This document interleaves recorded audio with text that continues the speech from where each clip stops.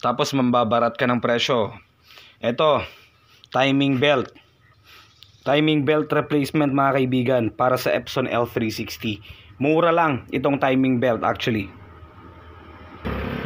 Pero bakit daw mahal ang labor? Kita nyo naman, this is an Epson L360 mga kaibigan.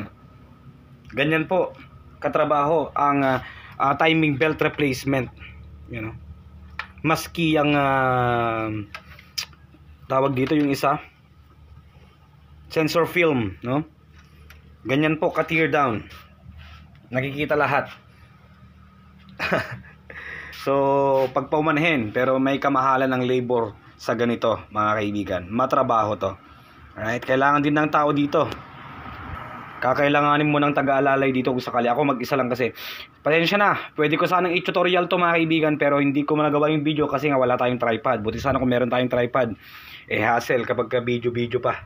Pero next time na sakaling may pasyente tayo ganito, Epson L360 timing belt or sensor film replacement, ibibideo na natin. Alright? So mag-isa lang kasi tayo. So tear down yan mga kaibigan.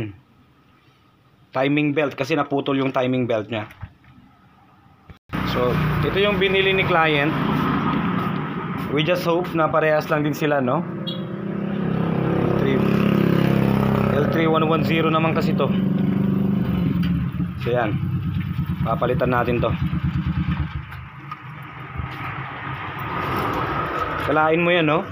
Complete tear down. Nakikita rin ng technician yung mga dumi. So ganito kahirap mga kaibigan sa pagpalit ng timing belt. So mag-expect na hindi mumurahin ang bayad dito.